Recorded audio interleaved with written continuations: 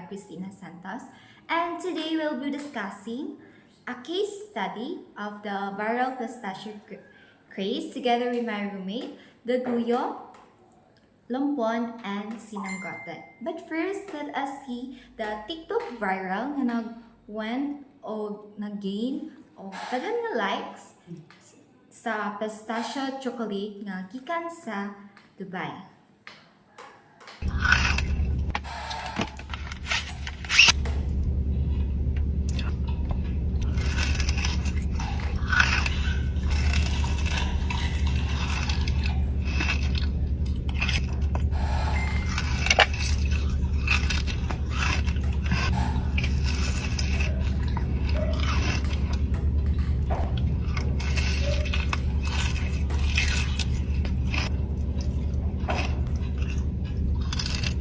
So, that's the pistachio chocolate. And mo na ang video nga nagka-gain og daghan nga likes.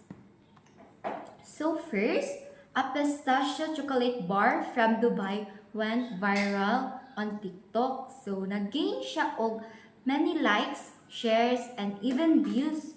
Especially sa views, mong nag-trending siya.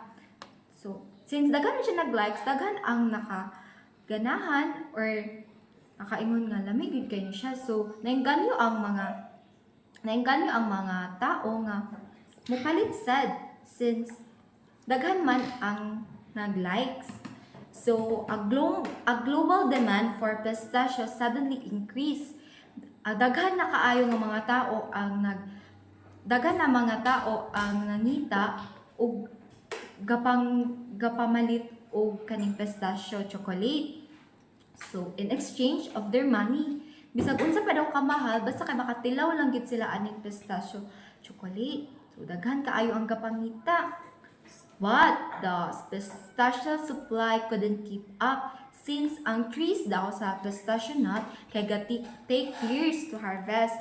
And pag mag-harvest sila, seasonal lang. Like, dili sila nga, pag kana nga month, naana, maka-harvest na taanag nut kay since dugay lagi sila mga tubo, dugay sad ang ilang pag-harvest.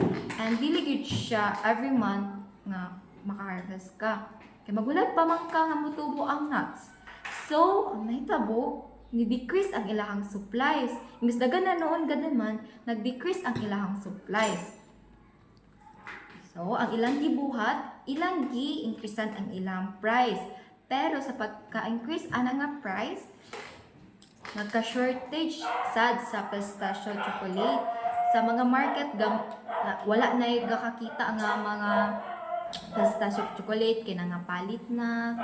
Then, so, nag-respond ang mga suppliers with higher prices. Then, girasyon nila ilang stock, gi-divide nila nga kanas nga inventory kay limited lang ang ilang ibutang nga stock kay para sa next day or sa next week, next month nga pabutay nga stock na pagyapon. But lagi increase na ang prices. Grabe na siya kamahal. But anasay gibuhat ang mga suppliers nga nag-offer sila mga substitutes. Tarihaan ni. Kung kulang yung budget mo, pambili dun sa nagtutrending na chocolate, ito na lang yung bilhin mo. Meron naman nga ako nakitang chocolate dito sa TikTok at talagang tinry ko na agad. Kasi tingnan nyo naman, pistachio na Dubai style chocolate. Nagre-range kasi talaga to sa mga 5K pero dito 100 plus lang. So, as you can see, dili gyud siya pariha nga katong nag-trending nga pistachio chocolate. Kuan na gyud siya kanang substitute lang gyud siya para makatry o makatilaw gyud ang all. Sa gusto makatry. Since the demand is very high lagi. So, the key lesson of the case study is ang social media can create sudden spikes in demand. So, wala ka kabalo nga nag-viral siya or kung mag-viral ba na. So, ang businesses cannot always prepare for. Then, the supply, especially in agriculture, takes a long time to adjust. Especially sa katong case study nga pistachio nut nga dugay gid kaayo siya ga-grow and ang iyang harvest time kay grabe ka seasonal lang. So nag-leads to siya na ang price na change ug nagka-shortage sa market. So this shows the importance of flexibility and planning for suppliers to handle unexpected trends. So kung ikaw usa ka supplier, dapat or kung ikaw na kay usa ka business, dapat flexible ka sa upcoming nga mga market trends. And it also reminds consumers that viral popularity can make products more expensive and harder to find. So, tungod sa katong ni viral nga pistachio chocolate, mo nakapamahal to tungod ato nga video. And it makes it harder or lisod na siya pagitaon kay daga naman ang demand dili ra man ikaw. So overall, the case highlights how quickly markets can change when influenced by global trends, especially made by the social media. Let's continue with the first question, which is in part A, understanding demand. So the first question states, what caused the sudden increase in demand for pistachio? As what Maria already stated earlier, the viral popularity of a pistachio-filled chocolate bar on TikTok and other social media platforms has made more consumers want to try pistachio-based products worldwide. Then we have the second question, which curve shifted demand or supply and in which direction? So the demand curve shifted to the right, obviously, since the pistachio-filled chocolate bar increased in demand due to how many people want to try pistachio-filled based products. Then we have the supply curve, which did not shift at all. Then we have the third question, which is to draw a simple graph showing the demand shift for pistachio due to the viral chocolate trend. As you can see to this graph, we can see the blue line, which is the original demand, then the red line, which is the new demand, which is shifted to the right because of the viral chocolate trend, then the green line, which is the supply, which is fixed in the short run in the vertical line. The old equilibrium, which is the blue dot before the trend, which is on the blue line. Then we have the new equilibrium, the red dot, which is on the green line but under the red line. This is the after demand increases. So the new equilibrium has the higher price and same supply limit. Then we start off with part B, understanding supply. So the fourth question states, why can't pistachio supply immediately increase to meet rising demand? Pistachios are an agricultural product, not a manufactured good. Trees can take years to mature, and harvesting can only happen in specific seasons, as what Maria already stated earlier, since pistachios takes a long time to grow. So pistachio tree grows about 5 to 7 nuts. That you don't get a very good harvest when it comes to pistachios, but when you go for 12 to 15 years, you get a very good harvest of pistachios. So since pistachios are an agricultural product, we cannot manufacture it or use machines to increase its growth.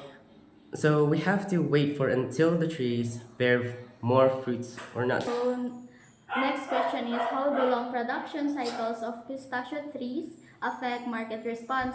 So, since ang pistachio trees is takes gyud siya og years before makaproduce og nut, so ang supply is dili siya dito bitaw mo taas if ang demand is rise pod. So, muna din siya, it creates supply strategy in a short run. Since kay ang price man is go up until ang supply becomes available next year. So, unlike manggod siya sa factories nga maka-make yun og product in just weeks, pero ang farmer manggod is dili sila maka-rush og kanang tanom bitaw og pistachio since kay ang kanang pagtubo sa kahoy is dili jud siya pila ra ka minutes, so mag-takes jud siya og years. So muna dayon ni ang kanang, as a result, prices rise until supply can catch up over several years. So next question is to the equilibrium price and quantity of pistachios when demand rises sharply. So ang equilibrium prices is mag-increase siya since kay daghan man people gabay bitaw sa limited nga product, so na sila chance nga pwede nila ipataas since kay viral to siya nga chocolate. And then ang equilibrium quantity dayon is mag-change lang siya og gamay since ang supply is dili bitaw siya ma-expand quickly. So this means ang prices ray ga-adjust faster rather than the production.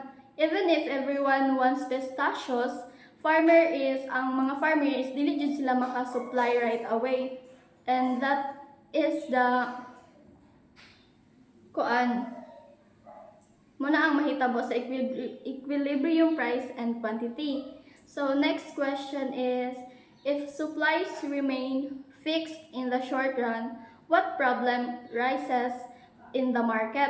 So the answer is shortage may occurs because demand exceeds supplies, and next is leads to rationing, higher prices, and need for substitute. So if ang supply is dili siya maka-catch up sa demand, na ay shortage nga mahitabo, so this is can lead nga mag-shift bitaw ang people sa substitute. Like for example, if ilahang gamiton kay katong nuts sa pistachio, since nga mahal man siya, and then need nila og kana bitaw na ay substitute, so pwede sila makagamit og kanang lain nga chocolate, for example kanang mga almonds baka, or kanang affordable lang siya nga products. So, part D, the producer's strategies. So, number 8, how might chocolate producers respond to the high pistachio prices? Give at least 2 strategies. So, we came up with the strategies, substitute ingredients. Like what Alona said earlier, we can use other nuts like almonds, cashews, hazelnuts para ma-reduce ang iyahang cost. Second is smaller portions or premium pricing. We can reduce pistachio content or sell as a luxury product to cover higher cost. So, pwede na to nga gamayon ra ang content sa pistachio dayon, o pwede ra pud nato nga ibaligya siya nga mas mahal para ma-cover pod ang atong higher cost nga pagbuhat ato ang pistachio nga chocolate bar.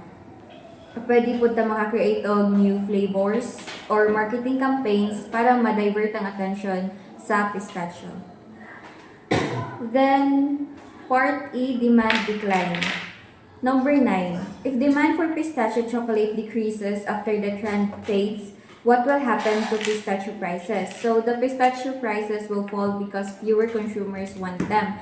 Syempre, gamay na lang man ang palit sa pistachio, ang ihang price maubos pod, and the demand curve will shift back to the left, lowering equilibrium price and quantity. Long-term versus short-term trends. How can social media trends create long-term changes in markets? Or are they usually short-term? Explain your answer briefly. So, it is usually short-term. If ang trends kay mo, or ang consumer attention kay ma-shift sa laing nga mga product, it is usually short-term. But if the product becomes